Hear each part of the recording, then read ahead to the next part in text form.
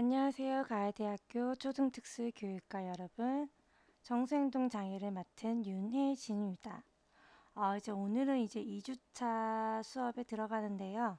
이제 이번 시간에는 우리가 정서행동 장애의 개념적인 지도 모델에 대해서 한번 살펴보는 시간을 가지도록 하겠습니다.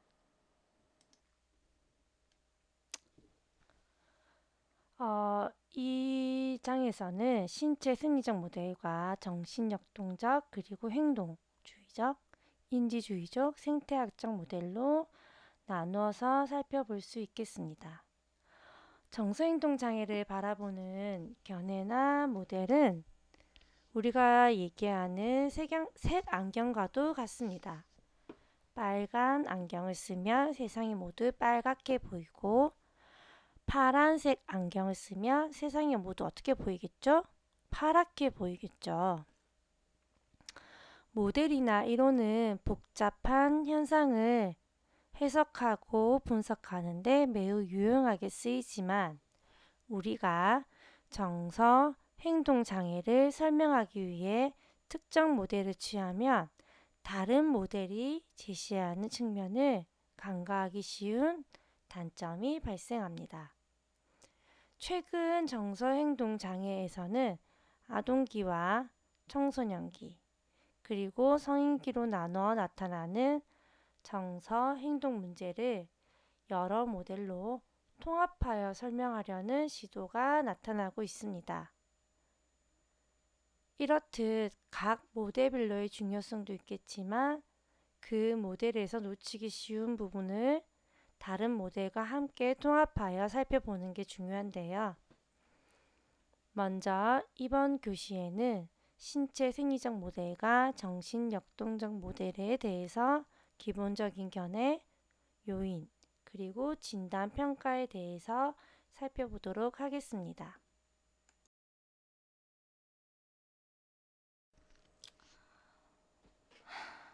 자, 그래 이번 시간에서는 우리가 이 개념적인 모델에 대해서 어떻게 이해를 해야 되는지에 대한 필요성을 이제 설명할 수가 있어야 되고요.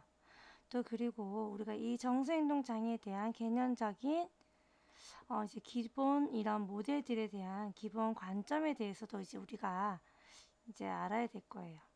그리고 이제 이런 우리가 뭐 신체 생리적인 모델이라든지 뭐 인지나 행동이나 이제 뭐 생태학적인 이런 여러 가지 모델에 이제 근거하는 우리가 이 정서행동 장애의 원인이 어떻게 보고 있는지 또 그리고 이 모델에서는 어떻게 해서 정서행동 장애를 발달할 수 있고 또 수정할 수 있고 또 원인을 바라보고 있는지를 우리가 알아야 되는 거고요. 그리고 우리가 이 개념적인 지도 모델에 보면 이제 근거하는 여러 가지 중재 방법들이 있기 때문에 이제 각 그 모델에 맞는 중재 방법들에 대한 특징을 우리가 같이 한번 살펴볼 수 있는 시간을 가지도록 하겠습니다.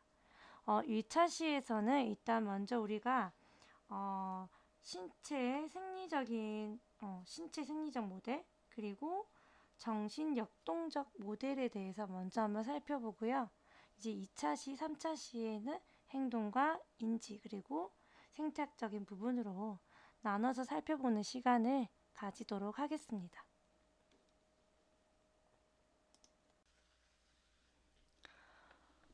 정서행동 장애를 설명하기 위해 많은 모델이 제시되어져 왔으나 일반적으로는 우리가 신체 생리나 심리 역동, 인지, 행동주의, 그리고 생태학 모델을 폭넓게 사용하고 있습니다. 그 중에서 신체 생리 모델은 심리 역동 모델이랑 인지 모델, 이런 부분에 있어서 장애의 1차적인 원인이 장애를 가지고 있는 사람의 내적 상태에 있다고 전제하는 모델입니다. 반면 행동주의나 생태학적 모델은 장애를 가지고 있는 사람과 환경이 상호작용하여 장애가 발현되었다라는 전제를 가지고 있습니다. 이번 장에서는 신체 생리적 모델로 사람의 내적 상태에 장애를 가지고 있다라는 전제 조건 하에 있다는 부분에 포커스를 맞춰서 우리가 함께 살펴볼 텐데요. 신체 생리적 모델이라고 하면 인간의 행동이 신경 생리학적 기제와 관련이 있다고 보고 있습니다. 이것은 그 개인이 자신의 신체 기관과 신경 생리학적 도움이 없이는 지각하거나 생각하거나 행동할 수 없다는 뜻입니다. 이 신체 생리적 모델에 따르면 장애는 유전적 요인과 또 뇌와 신경 생리학적 요인 및 기질적 요인에 기인한다라고 볼 수가 있습니다.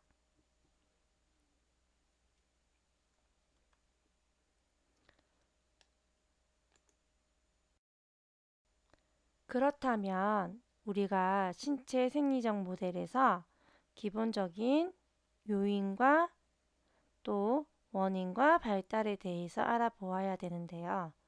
첫 번째로 유전적 요인입니다. 우리는 살아가며 환경과 상호작용하고 또 환경을 조작하는 기본 능력을 습득할 수 있고 주변 세상에 대한 정보를 받아들여서 처리하며 의사소통하고 지내고 사회적 유대감을 형성하도록 유전적으로 프로그램화되어 있습니다. 이것으로 사람은 다른 동물과 다르게 사회적 동물이다 라고 표현하기도 하는데요. 인간 행동에서의 개인 관찰을 연구하는 행동유전학은 인간의 심리병리에 미치는 유전적 영향을 연구하고 있습니다. 행동유전학은 유전자가 장애에 어느 정도 영향을 미치는지 또 특정 장애를 발현시키는 특정 유전자가 있는지 또 유전자가 어떤 경로를 통해서 행동에 영향을 미치는지에 대해서 연구하고 있습니다. 이렇듯 우리 개인이 유전적으로 타고난 것을 유전형이라고 하고 눈에 보이는 특성으로 나타내는 것을 뭐라고 하죠? 표현형이라고 합니다. 행동유전학에서는 유전형이 어떤 경로를 거쳐 표현형으로 나타나는가를 연구하는 것이죠. 인간을 대상으로 하는 유전학적 연구 방법에는 가족 유전 연구, 쌍생아, 그리고 입양 유전 연구로 구성되어져 있습니다. 첫 번째로 가족 유전 연구에 따르면 어떡하죠? 제1급 친족, 그러니까 부모, 자녀, 형제, 그리고 이란성 쌍생아의 평균 유전적 연관성이 50%이고 제2급 친족에 해당하는 어머니 또는 아버지만 같은 형제자매 유전적 연관성은 25%로 볼 수 있습니다. 그리고 제3급 친족에 해당하는 사촌의 유전적 연관성은 12.5%로 나타나고 있습니다. 그렇다면 어떤 특성이 발현하는데 유전적 영향이 있다는 것을 유전적 연관성이 높은 친족들에게서는 그 특징이 더 많이 발현될 수 있다는 것을 나타내는 것입니다. 우리가 예를 들어서 부모가 우울장애를 가지고 있을 경우에는 자녀가 유전적 영향을 받아 주요 우울장애가 나타낼 확률이 증가한다는 것이죠. 그리고 쌍생아 유전 연구에서도 유전자가 똑같은 일란성 쌍생아가 유전자가 50%만 같은 이란성 쌍생아를 비교했을 때에 어떠한 특성이 발현하는 데 있어가지고 훨씬 더 높은 발현이 나타날 수 있다는 것으로 예를 들어 일란성 쌍생아가 둘 다 정신분열에 걸릴 확률은 45%인데 반해 이란성 쌍생아가 둘 다 정신분열에 걸릴 확률은 17% 정도입니다. 이렇게 정신분열이나 인지과정에 대한 결함, 또 정서분열 등도 유전에 의해서 일반적인 취약성이 나타날 수 있다라는 것이 우리가 성인기보다는 아동기에 추적하는 데 중요한 역할을 하게 됩니다. 그리고 입양아 유전에서는 사실 입양아는 부모와의 유전적으로 같은 부분은 없어요. 하지만 입양아 유전 연구에 보면 유전과 환경의 복잡한 관계를 밝히는데 기여할 수 있어요. 우리 예를 들어서 입양아가 특정 장애를 나타낼 경우 입양한 가족의 친족에서보다 생물학적 가족의 친족에서 특정 장애 출현율이 높으며 유전자가 특정 장애를 발현하는 데 기여한다라고 추정할 수 있겠죠. 그리고 우리가 우울장애에 대한 유전과 환경의 영향을 밝히기 위해서 연구한 결과 유전적 연관성이 높은 형제자매에게서 우울장애 출현율이 높다는 것.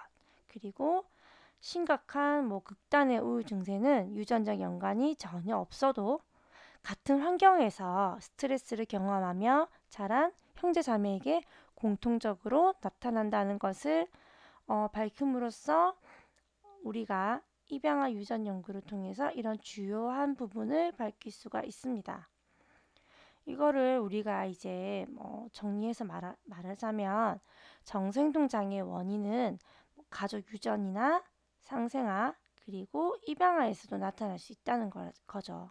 하지만 아직까지 우리가 정서행동 장애의 각 다양한 하위 유형에 대한 영향은 특정 유전자가 영향을 끼치는지에 대해서는 명확하게 밝혀지지 않고 있다는 게 또 중요한 점 중 하나입니다. 그리고 우리가 생화학적, 신경학적 요인으로 뇌와 신경 생리학적 요인을 볼 수가 있습니다.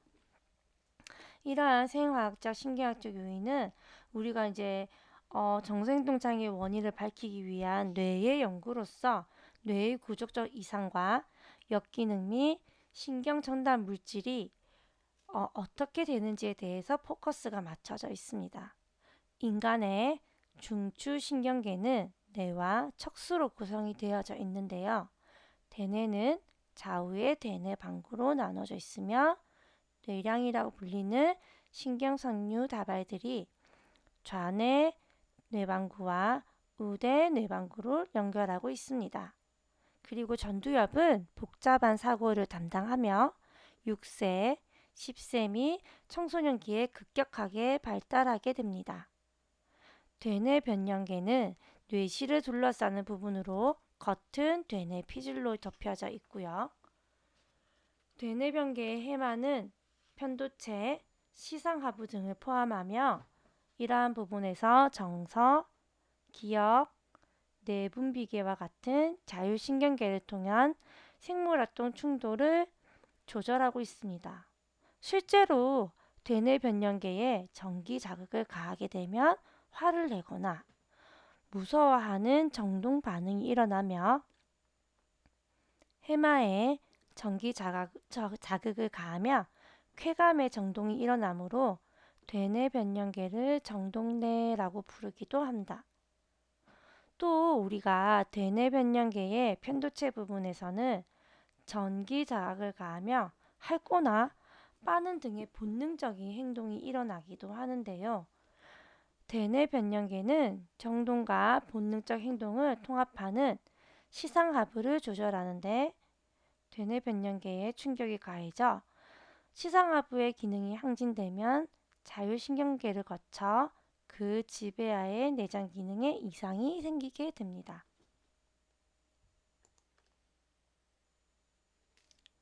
이렇듯 뇌의 구조와 관련된 연구들은 자폐장애 청소년의 손해와 뇌간의 이상을 보고하고 또 강박 충동장애를 가지고 있는 사람의 대뇌 피질 아래 위치한 뇌의 기저핵 그리고 전두엽 피질의 신경생물학적 이상을 밝힌 바 있습니다.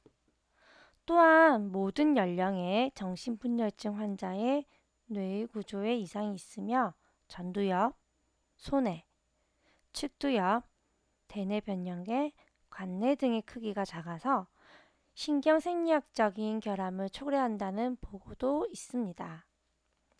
정신분열증 환자의 전두엽의 활동 수준이 낮다는 연구 결과와 일부 정신분열증 환자의 자율신경계의 반응 수준이 낮다는 연구 결과도 우리가 살펴볼 필요가 있습니다.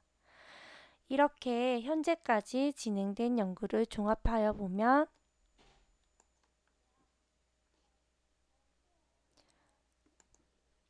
정신분열증은 뇌의 여러 부분과 신경 전달 물질이 복잡한 방법으로 상호작용하며 전두엽, 측두엽, 대뇌 변형계 등을 포함하여 광범위한 연결망에 결함이 생겨 초래되는 것으로 볼 수 있습니다.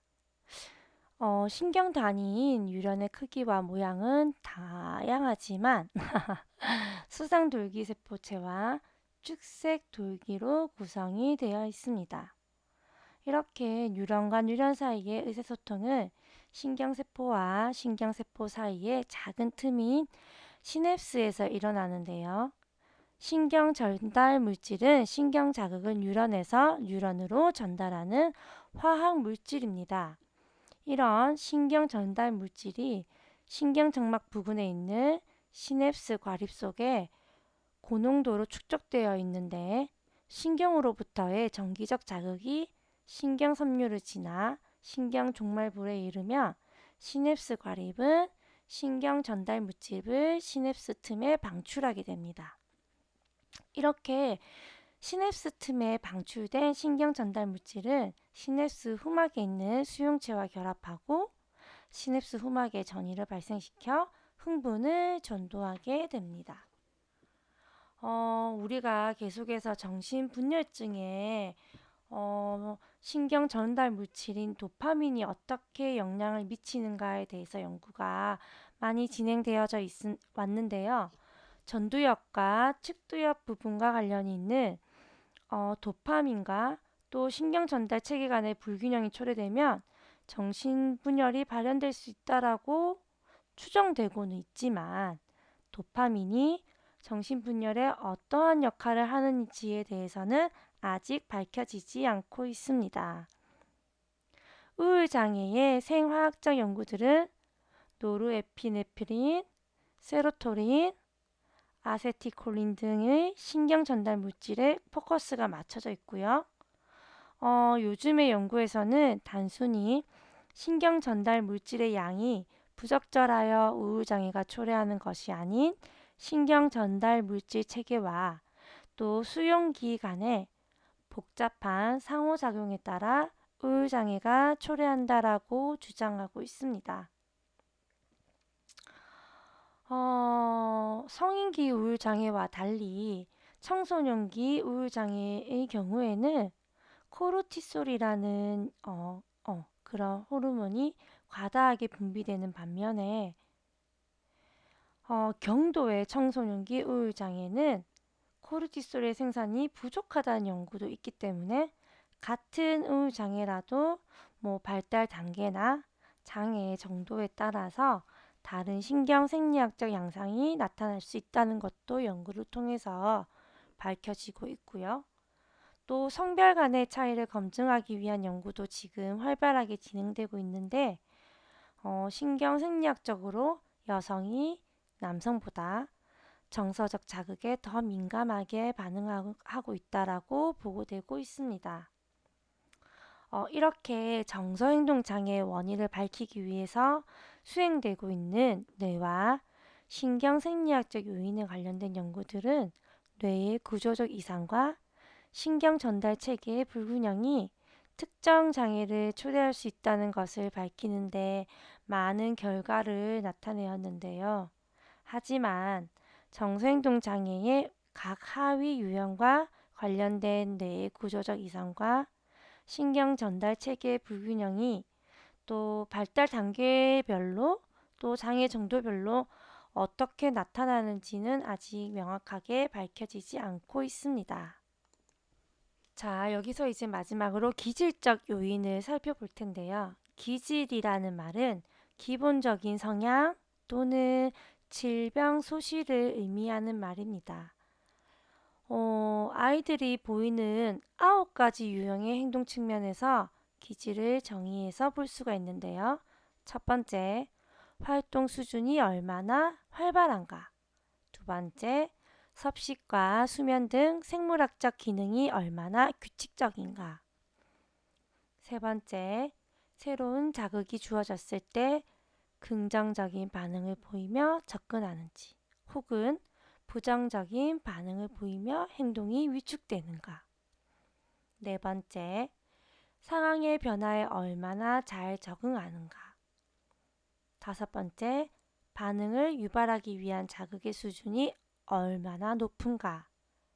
여섯 번째, 특정 자극에 대한 반응의 강도가 얼마나 높은가. 일곱 번째, 전반적으로 기분이 어떠한가. 여덟 번째, 외부적인 자극에 대해 얼마나 산만해지는가. 마지막으로 주의 집중 기간과 활동을 얼마나 지속할 수 있는가. 이렇게 9가지 유형의 행동 측면의 기질을 보면서 아이들을 나눠서 볼 수가 있어요. 이러한 9가지 행동 유형을 바탕으로 기질의 양산을 순한 기질, 긍정적인 반응이 느린 기질과 난 기질로 나누어서 볼 수가 있습니다.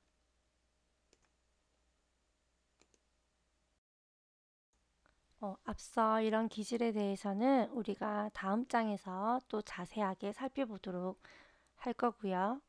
이제 우리가 신체 생리 모델에 대한 교육적 시사점과 평가 중재법에 대해서 살펴보도록 하겠습니다. 제일 중요한 것은 정서행동장애의 신체 생리학적 진단은 소아과 의사나 정신과 의사, 그리고 신경학자 등의 의료 관련인에 대한 전문 영역이고요. 여기서는 발달과 신체적 기능 진단을 중심으로 살펴보는 게 주요 포인트입니다. 첫 번째로 발달력 조사로 발달사는 아동의 발달사에 관련된 정보로 주로 부모나 보호자, 의료기록부, 학생기록부 등으로부터 얻으며 정서행동장애를 진단하는 데 매우 중요한 정보를 제공할 수 있습니다. 따라서 아동의 성장과 발달에 영향을 미쳤을 가능성이 있는 발달 사례에 대한 정보를 우리가 어떻게 수집할 수 있는지 먼저 한번 살펴볼 건데요. 첫 번째로 아동의 출생 전과 출생 시의 비전형적인 문제에 대한 정보를 수집할 수 있습니다. 예를 들어서 엄마의 난산이나 무산소증, 그리고 출생 전이라고 하면 엄마 임신 중에 엄마에게 있었던 일들에 대한 정보를 수집하는 거겠죠.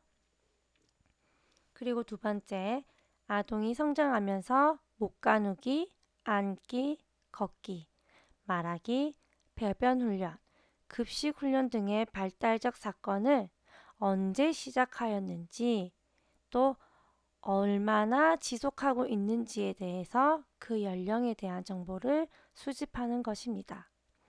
세 번째로 아동이 신체적으로 발달을 하며 뇌손상, 뇌막염이나 뇌염의 질병, 중독, 고열, 영양 실조에 따른 신경학적 손상이 있었는지, 또 급식과 섭식에 문제가 있었는지, 수면 장애가 있는지, 일반적인 활동 수준이 연령과 발달 수준에 적절한지에 대한 정보를 수집할 수 있습니다. 그리고 아동의 연령이나 발달 수준에 적절한 사회적 발달을 하고 또래 관계가 형성되고 있는지, 지나치게 위축되거나 수줍어하거나 또는 지나치게 주의가 산만하거나 과한 행동을 보이지 않는지에 대한 정보를 수집하게 됩니다.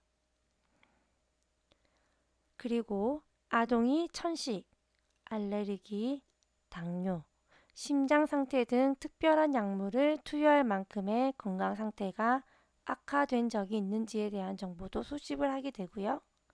마지막으로 부모와 친인척의 정신건강 문제는 없는지, 가족의 구성, 예를 들어 이혼이라든지 편부모, 재혼가정, 조부모, 입양 이런 가족 구성에 대해서 어떠하게 구성이 되어 있는지, 형제 자매 수와 연령과 성별은 어떠한지, 어, 외동이라서 또는 3명이라서 4명이라서 또 저희 TV를 보게 되면 뭐 아동이 10명이라서 이렇게 자신에게 관심이나 행동이 틀려져서 생기는 경우도 있거든요. 그래서 이러한 연령과 성별 그리고 수 이렇게 또 특별히 스트레스를 받을 만한 생활 사건이 있었는지에 대한 정보를 수집을 하는 게 발달력 조사입니다.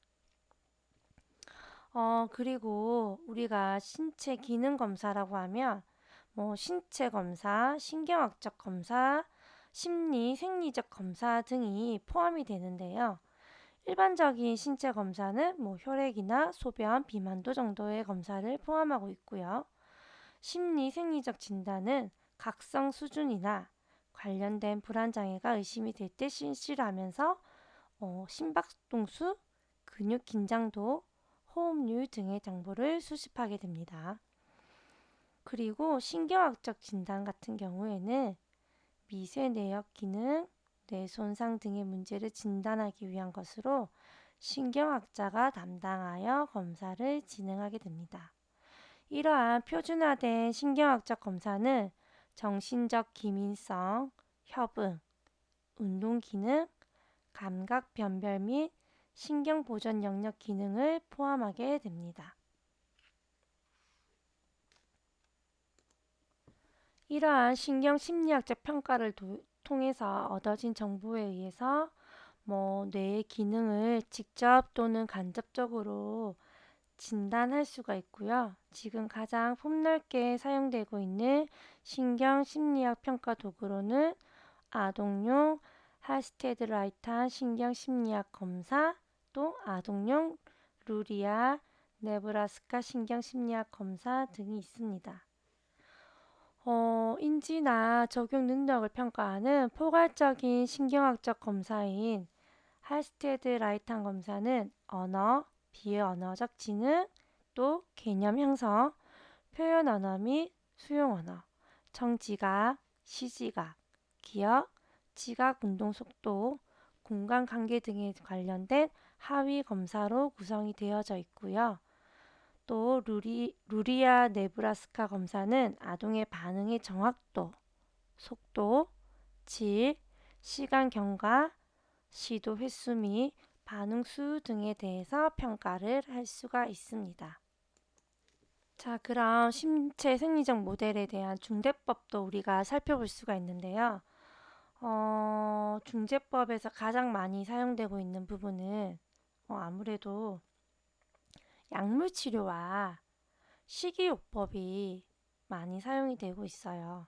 유전공학이라고 하면 사실 처음부터 가족력을 찾아서 그런 부분에 배제를 한다라고 하는데 그 부분에 있어서는 아직까지 많이 의학적인 발달이 필요한 부분이고 지금 많이 사용되고 있는 게 약물치료 식이요법인데 약물치료는 아동기와 청소년기에 다양한 정서 행동 장애를 중지하기 위해서 계속해서 사용이 되고 있어요. 이런 부분은 어떻게 되는 거죠? 주의 집중 장애를 위한 심리 자극제, 또 우울이나 불안 장애 같은 강박 충동 장애에 처방되는 프로작이나 졸로푸드와 같은 선택적 세로토닌 재흡수 억제제 이런 부분이 많이 사용되고 있어요. 하지만 부모들도 그렇고 이 약물에 의존하는 부분이 좋지 않다라고 요즘에 계속 밝혀지고 있음으로써 약물에 대해서는 계속해서 줄여나가는 게 필요하다라고 해서 효과 부작용을 함께 제시해서 선택할 수 있게 많이 하는데요. 이런 부분은 계속해서 의학적으로도 논쟁이 될 수 있는 부분이라고 생각이 돼요. 하지만 우리가 이 약물을 통해서 신경 전달 물질에 미치는 영향에 대해서도 자세히 알아야지만 약물 치료를 긍정적으로 받아들이고 또 부작용을 최소화할 수 있는데 이러한 부분에서 우리가 신경 전달 물질의 생산량을 변화시키고 축적을 방지하고 방출량에 대한 변화나 재흡수나 비활성에 대한 부분에 대한 방지 그리고 수용기와 상호작용을 할 수 있다는 부분에 있어서의 긍정적인 면에서 아이들의 부작용에 대한 가능성이나 가족들의 견해도 고려해서 함께 사용이 되어야 된다고 생각이 됩니다. 일반적으로 가정의 수입이 높거나 부모의 학력이 높을수록 약물 치료가 많이 사용이 되고 있다라고 보고가 되지만 현재는 약물 치료보다는 행동 지원에 조금 더 포커스를 맞춰가고 있는 추세이기 때문에 또 이게 아동과 청소년에 대해서 어, 효과나 안정성에 있어서 연구도 아직은 많이 부족한 부분이 있기 때문에 이런 약물 치료가 아동이 어떻게 학업의 기술이나 생활 기술을 높일 수 있는가 이런 부분에 있어 가지고는 요구하는 부분이나 또 이 부분을 사용한 다른 교수를 어떻게 사용하느냐에 따라서 달라질 수 있다는 것을 알아야 된다고 생각합니다. 이거는 문제입니다. 여러분들이 보고 어떠한 모델을 바탕으로 하는지 한번 생각해 보시기 바랍니다.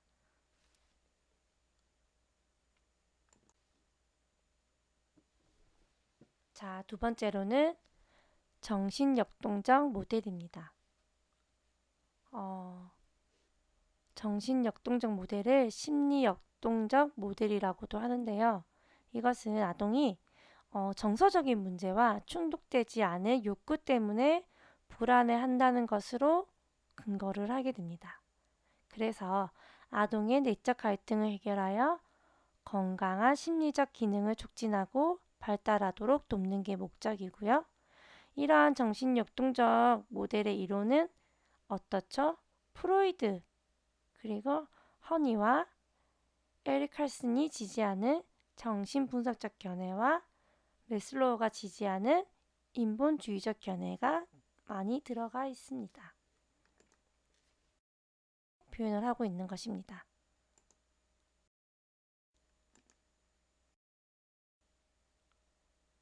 자, 그 다음에 나왔던 프로이드 학파에서는 성격 발달에 사회적, 문화적 영역을 추가하여 자아의 영역을 또 새롭게 개념화시켰어요. 여기서 보면 자아를 이드의 수동적인 영장이 아니라 자율적이고 고유한 에너지 원천을 보고 또 8단계의 심리사회적 발달 단계를 제안하게 됩니다. 이것은 프로이드가 생물학적 성적 본능에 초점을 맞춘 거에 비하면 에릭슨은 대인 간 상호작용에 조금 더 포커스를 맞춰서 각 단계에서의 위기가 성공적으로 다뤄지지 않으면 그보다 낮은 단계의 행동을 지속적으로 나타나면서 각 단계의 위기 해결이 중요하다라고 이제 강조를 하고 있습니다. 자, 이제 인간 중심 이론으로 넘어가자요. 이거는 이제 우리가 20세기 중반에 시작이 되었고요. 자유의지나 총체주의, 또 개인적인 경험, 심리적 성장 및 자아 실현 등을 중요시한다는 면에서는 다른 이론과 또 다른 점을 가지고 있습니다. 이런 인간 중심 이론은 인간을 심리 분석 이론의 정신적 구조나 행동주의의 자극 반응에 단순화시켜 분석을 해서는 안 되고 인간의 고통을 있는 그대로 총체적으로 수용해야 된다는 인본주의적 접근을 주장하고 있습니다.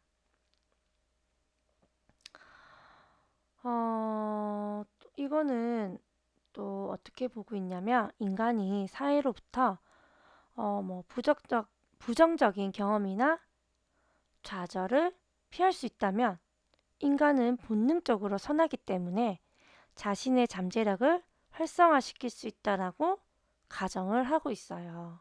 그래서 뭐 메슬로에 따르면 인간은 음식과 안전 등에 대한 기본 욕구인 결핍 욕구와 정의, 선, 아름다움에 대한 성장 욕구와 자아 실현 욕구를 가지고 있다라고 표현하고 있습니다.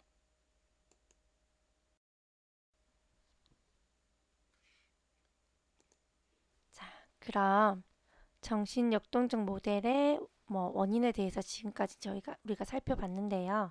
또 여기에 따른 진단과 평가, 중재에 대해서 알아봐야겠죠. 중재법이나 진단에 있어서 제일 많이 보는 법이 투사, 자기보고식, 인물화, 문장 완성 검사 등이 있어요. 여기서 투사적 기법은 중성적 또는 불분명한 자극이 주어졌을 때 사람은 어떡하죠? 자극에 대하여 자신의 의식적 느낌과 무의식적인 느낌을 투사를 한다는 거에서 시작을 합니다.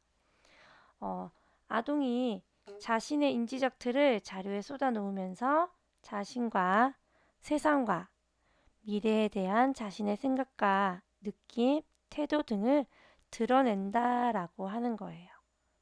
그래서 가장 일반적으로 사용되는 투사법은 로샤 잉크 반전 검사, 아동 통각 검사, 문장 완성 및 인물화 검사 등이 있습니다.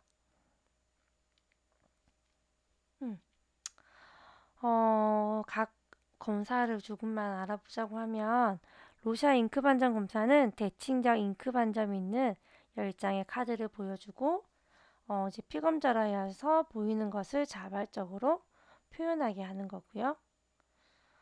또 우리가 문장 완성법은 미완성 문장을 제시하고 또 피검자로 하여금 문장을 완성하게 함으로써 피검자의 대인관계, 학업, 불안, 태도 등에 대한 정보를 수집하는 방법이에요.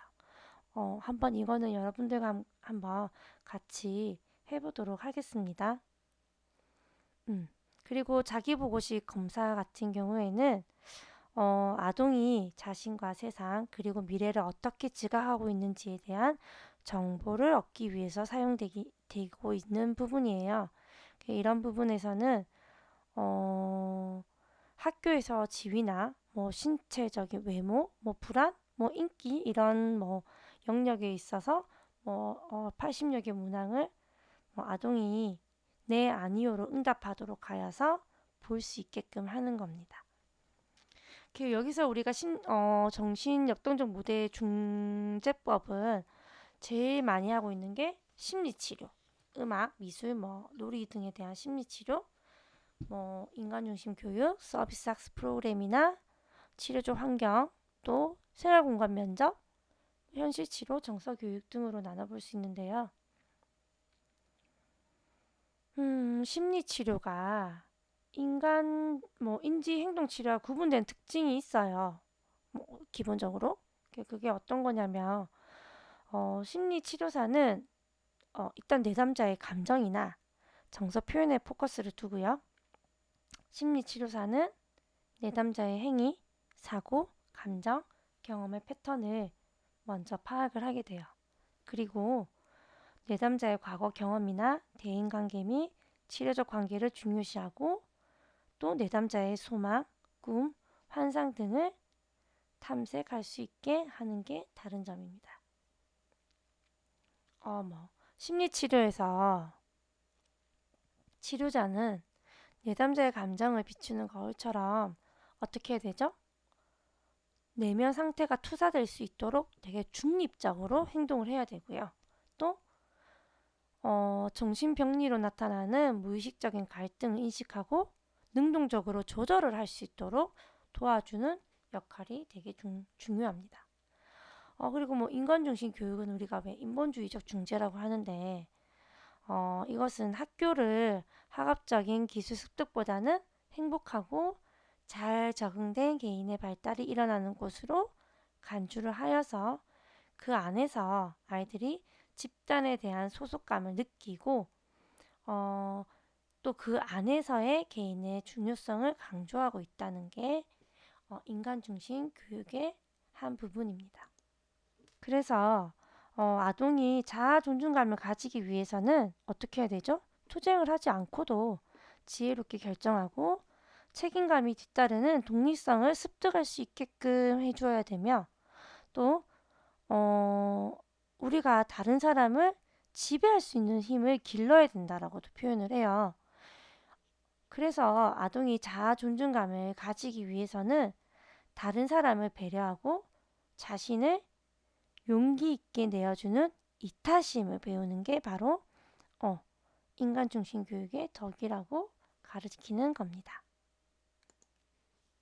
여기서 우리가 뭐 서비스 프로그램이나 이런 부분에서 뭐 집단 중재를 학교를 통해서 많이 하는데 이제 이런 부분에 있어서도 이제 교사의 역할 자체가 아이들의 의견을 되게 적극적으로 성취하면서도 아동이 스스로 문제를 해결할 수 있도록 그냥 촉진하고 안내하는 역할에서 이제 역할을 해서 아이들에게 중심을 잡을 수 있도록 하는 게 우리가 교사의 역할로 중재법의 중재의 역할로 볼 수가 있습니다.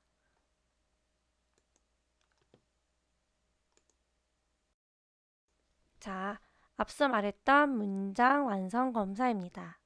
여러분들이 한번 완성해 보기를 바랍니다.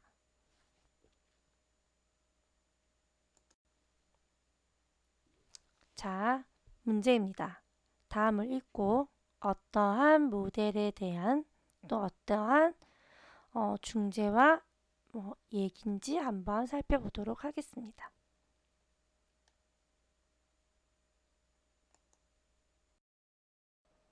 자, 우리가 1차 시에서는 이제 신체 생리적 모델과 정신 역동적 모델에 대해서 살펴보았는데요. 이제 교육적인 용어보다는 아무래도 의학적인 측면에서 접근하는 부분이 많기 때문에 우리가 의학 용어라든지 좀 교육학적이지 못하게 우리가 전문성을 가지는 용어들이 많이 나오는 부분들이 있어요.